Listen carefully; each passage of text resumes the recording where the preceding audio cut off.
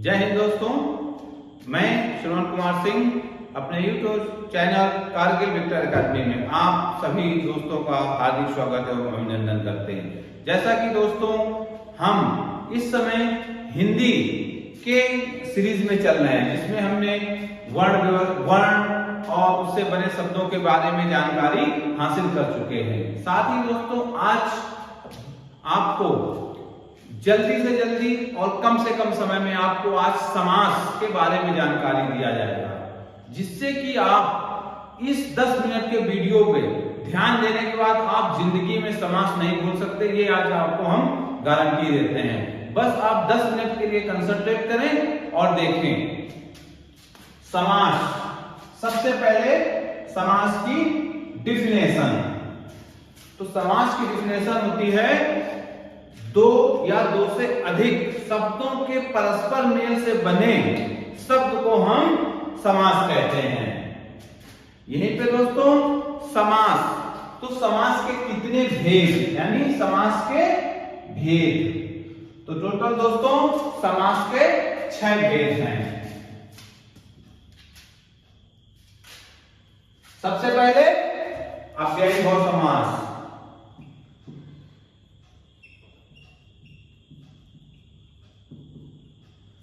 दूसरा कर्मधारय,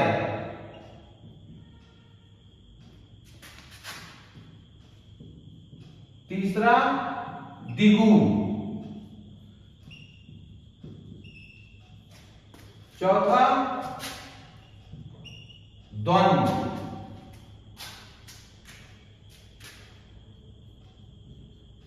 तत्पुरुष।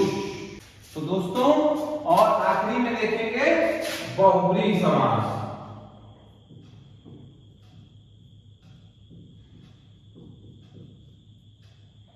तो दोस्तों इस तरह से हमने देखा कि समास के 6 भेद हैं। तो सबसे पहले अव्ययीभाव समास, कर्मधारय, द्विगु, द्वंद्व, तत्पुरुष और बहुब्रीहि। अगर हम नंबर देंगे 1 2 3 4 5 एंड 6। तो दोस्तों सबसे पहले देखते हैं, देरी न करते हुए सबसे पहले देखते हैं दोस्तों अव्ययीभाव समास। अव्ययीभाव समास में पहला पद अव्यय होता है। याद करें, पहला पद अव्यय, साथ में ही यही मुख्य पद होता है। इसी को हम मुख्य पद कहते हैं। तो दोस्तों अव्ययीभाव में यानी पहला पद अव्यय होगा और वही पद मुख्य पद होगा। जैसे उदाहरण के लिए अजन्मा, अजन्मा। दोस्तों तो यहां आप देखेंगे आ क्या है आपका अव्यय है, तो यहां पे क्या हो जाएगा अव्ययीभाव समास।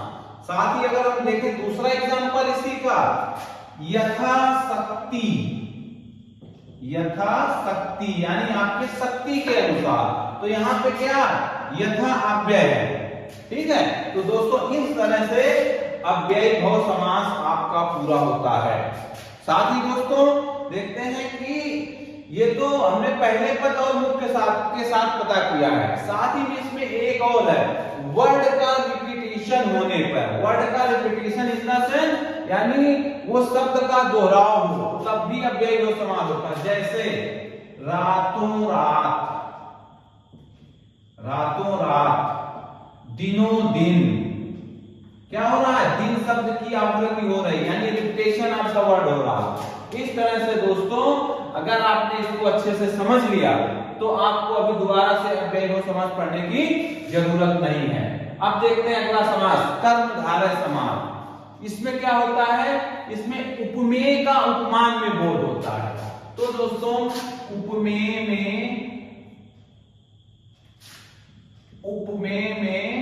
उपमान का बोध, का बोध।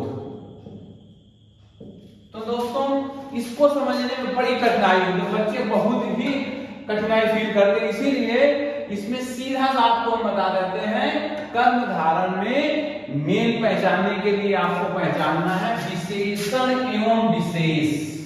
ये सभी बच्चे पढ़ चुके हैं, विशेषण एवं विशेष। इससे आपको पता चल जाएगा कि यह कर्मधारय समास है या नहीं है। एग्जाम्पल के लिए देखते हैं। सबसे पहले नील कमल, ठीक है। तो इसमें कमल क्या है आपका, विशेष है, और फिर उसके आगे क्या लगा है, विशेषण। वो कमल कैसा है, नीला है, ठीक है। तो नील कमल। इसी के साथ आगे एग्जांपल देखेंगे, नीलकंठ। नीलकंठ यानी कंठ कैसा है, नीला है आपका।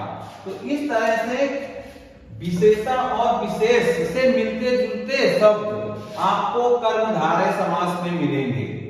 साथ ही दोस्तों अगला देखते हैं द्विगु समास। द्विगु समास में क्या होता है, इसमें क्या होता है, पहला पद संख्यावाची होता है। पहला पद संख्यावाची। जैसे सबसे ज्यादा पूछे जाने वाला एग्जाम्पल चौराहा। तो इसका पहला पद क्या है, चौ यानी चार, राहा यानी रास्ते। तो चार रास्ते वाली जगह को क्या बोलते हैं, चौराहा। साथ ही अगला देखें तिराहा, यानी तीन रास्तों वाला। पहला पद क्या है, संख्यावाची है। और मैक्सिमम हार्ड से हार्ड एग्जाम में सबसे ज्यादा पूछने जाने वाला एग्जाम्पल है सतसई। सतसई यानी 700 श्लोकों का संगम है इसमें, इसलिए इसको सतसई। तो यानी फिर यहाँ पे संख्या आ गई। इस तरह से द्विगु समास में पहला पद संख्यावाची होता है। साथ ही दोस्तों अब देखते हैं द्वंद्व समास। जैसा कि हमने देखा द्वंद्व का मतलब होता है कोई किसी से कम नहीं। इन द सेंस अगर दूसरे में देखें, द्वंद्व का मतलब युद्ध भी होता है। तो मतलब जब दो बराबर के योद्धा खड़े हो जाएंगे तो द्वंद्व होना है। तो उसी में इसके दोनों पद प्रधान होते हैं, यानी द्वंद्व, दोनों पद, ये भी द्वंद्व, ये भी द्वंद्व। तो इसमें सबसे ज्यादा क्या होता है, एक तो बीच में योजक चिन्ह का प्रयोग होता है, और साथ में एक शब्द दूसरे शब्द का विलोम शब्द होता है। यहां पे द्वंद्व, जैसे माता पिता, भाई बहन, सुख दुख। तो इस तरह से दोस्तों हमारा द्वंद्व समास। तो भूलना नहीं है आपने कि द्वंद्व का मतलब है यहाँ भी द्वा यानी दोनों बराबर, इस तरह से। और साथ में योजक चिन्ह का प्रयोग किया गया है, और पहला शब्द दूसरे शब्द का विलोम शब्द है। इस तरह से दोस्तों यहाँ पे द्वंद्व समास आपका समाप्त होता है। अब देखते हैं तत्पुरुष। तत्पुरुष समास में दोस्तों सबसे पहले आपको बता दें कि आपको तत्पुरुष समास से पहले कारक आना आवश्यक है। और मेरा पहले वाला वीडियो इससे जो अपलोड किया था उसमें हमने कारक के बारे में बताया था। तो कारक में मतलब इसमें कारक शब्द का लोप होगा। जैसे राजपुत्र यानी राजा का पुत्र। राज सिंहासन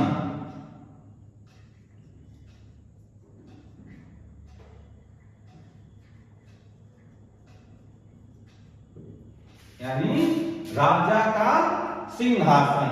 तो इस तरह से आपको तत्पुरुष समास में बीच में कारक शब्द का लोप होता हुआ मिलेगा। राजपुत्र और इस तरह से कई ऐसे एग्जाम्पल हैं जो कि तत्पुरुष समास को डोनेट करते हैं। साथ ही में आगे देखते हैं बहुब्री, जो कि बहुत ही इंपॉर्टेंट और आखिरी समास है हमारा। इसको बिल्कुल समझना है। बहुब्री समास और कर्मधारय समास, इन दोनों में बहुत अनुरूपता है। इनमें क्या होता है, दो शब्दों के मेल से तीसरा अर्थ निकलता है। अब वो दो शब्द कौन हो सकते हैं, नीलकंठ, जैसा इसका एग्जाम्पल हमने अभी यहाँ पे द्विगु समास, इसमें कर्मधारय समास में पढ़ा, यानी नीला है कंठ, यानी कैसा है कंठ, कैसा है नीला है, तो कर्मधारय हो गया। पर यहाँ भी देखें कि नीलकंठ आ गया, तो मतलब इससे क्या होगा, बहुवचन समास हम कब पहचानेंगे कि तीसरे का अर्थ निकले। तो नील और कंठ से, यानी नीला है कंठ जिसका, किसका है नीला कंठ, भगवान शिव का, अर्थात शिव। अगला एग्जांपल देखेंगे पीतांबर, इसमें पीत यानी पीले हैं वस्त्र जिसके, किसके वस्त्र पीले हैं, भगवान विष्णु। इस तरह से दोस्तों इसमें हमने देखा बहुव्रीहि समास में कि शब्द तो दो हैं, पर दोनों में अगर उसका हम संधि विच्छेद या अलग करते हैं तो तीसरे का भाव निकला है। पीतांबर पीले हैं वस्त्र जिसका अर्थात भगवान विष्णु, नीलकंठ नीला है कंठ जिसका अर्थात भगवान शिव। इस तरह से दोस्तों हमने बहुत ही कम समय में आपको समास के बारे में बताया, साथ ही मैं एक आपको मेन पॉइंट बताता हुआ चल रहा हूं जिसमें लड़के बहुत ज्यादा कंफ्यूज होते हैं, वो है हमारा बहुव्रीहि समास और कर्मधारय समास।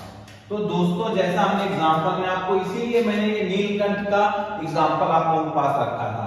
तो दोस्तों अगर आपको नीलकंठ समास पूछ ले कि इसमें कौन सा समास है, नीलकंठ, यहां देखते हैं अगर नीलकंठ पूछ लिया और पूछ लिया समान, तो दोस्तों यहां पे आप ऑप्शन के अनुसार जाएंगे। अगर आपको दे दिया ऑप्शन में कर्मधारय द्विगु द्वंद्व तत्पुरुष, आपको कोई दिक्कत नहीं। अगर ऑप्शन में दे दिया कर्मधारय बहुव्रीहि द्वंद्व या द्विगु, अब चार ऑप्शन में आप फंस गए कि यहां तो सब ने यहां पर आया कि नीलकंठ यहां है और दूसरा यहां है। तो दोस्तों यहां इस कंडीशन में जब एक ही जैसे दोनों समास और दोनों का ही मतलब सेम निकल रहा हो, यहां पे आपने बहुव्रीहि समास लगाना है। अगेन ध्यान रखें, अगर ऐसी कोई कंडीशन फंसती है आपकी कर्मधारय और बहुव्रीहि समास में, तो दोस्तों आपने बहुव्रीहि समास के में टिक लगा के आना है। तो दोस्तों आशा करता हूं आज आप लोगों को समास के बारे में अच्छी जानकारी मिली है। एक बार क्विक रिवीजन ले लेते हैं। सबसे पहले अव्ययीभाव समास, पहला पद इसका अव्यय होगा जो कि मुख्य पद होगा और इसमें वर्ड का रिपीटेशन होगा, यानी रातों रात दिनों दिन। और अव्यय पहला पद अव्यय है, जैसे अजन्मा, यथाशक्ति, ठीक है। अगला कर्मधारय है जिसमें मैंने बताया विशेषण और विशेष, तो जैसे नीलकंठ, इस तरह से आपको देखने को मिलेगा। अगला द्विगु जिसमें पहला पद संख्यावाची होगा, चौराहा, तिराहा, नंबर से शुरू हुए, सतसई, ठीक है। उसके बाद शताब्दी, ये सब ऐसे शब्द आने पे आपको द्विगु समास मिलेंगे। अगला द्वंद्व, द्वंद्व का मतलब ही होता है युद्ध, युद्ध का मतलब कोई किसी से कम नहीं, तो उसमें एग्जाम्पल होता, साथ में योजक चिन्ह का बोध होता है साथ में, और दोनों शब्द एक दूसरे के अपोजिट होते हैं, माता पिता, भाई बहन, सुख दुख। अगला तत्पुरुष समास, सीधा सा एग्जाम्पल है, कारक के ऊपर डिपेंड करता है, पूरे कारकों से मिलकर बना हुआ है। राजपुत्र, राजा का पुत्र, सिंहासन, राज सिंहासन, राजा का सिंहासन।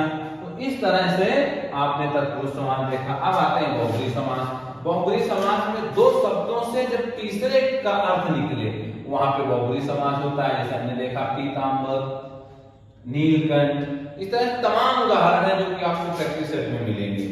तो दोस्तों यहाँ पे हमने कुछ समय में समास को दो बार रिवीजन किया है, जो कि यह आपके लिए बहुत ही इंपॉर्टेंट है, चाहे सीटेट का एग्जाम हो और चाहे आपका उत्तर प्रदेश पुलिस री एग्जाम हो या कोई भी यूपीपीसीएस के लेवल का एग्जाम हो। यहाँ पे आपको समास के बारे में आज के बाद आपको रिवीजन करने की जरूरत नहीं है, एक बार आप देख लें, बिल्कुल दिमाग में बैठा लें। दोस्तों यहीं से हम समाप्त करेंगे।